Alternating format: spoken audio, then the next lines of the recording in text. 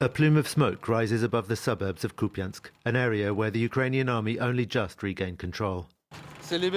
It's been liberated from the Russians, but they are still firing rockets and artillery. The Ukrainians are now moving their guns to new positions overlooking the town. Locals barely flinch anymore when they fire. But many are leaving. Homes are in ruins, and the town is far from safe. They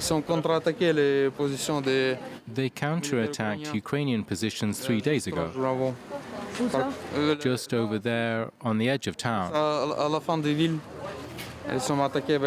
They attacked with tanks and small infantry units.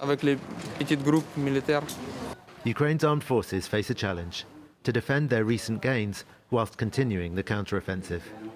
Hram belongs to the Special Forces battalion that pierced the first Russian defense lines in this area. They're still pressing forward. One of the battalion's commanders, Nondager Clever, tells us the Russians are hampered by their command structures. On our side, decisions on the ground are taken quickly by the commanders who are present. They have plenty of leeway to decide. The Russian army is still wedded to a vertical system. If they don't get the green light from the highest-ranking officer, the infantry doesn't move. They need confirmation from the top, or they do nothing. That let us flatten them.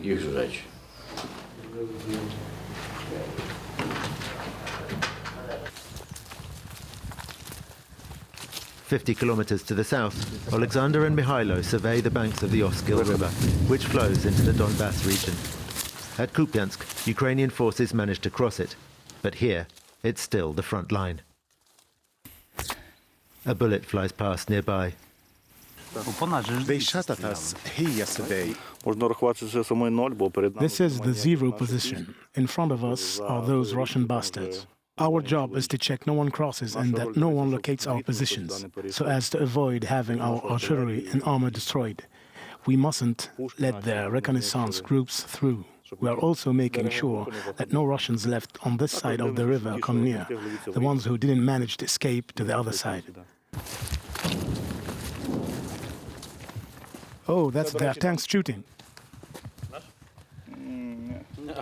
There are still a lot of Russian soldiers stuck on the Ukrainian side of the river, far from their lines. This week, Alexander's unit captured 10 of them. Some were hiding in the reeds on the riverbank.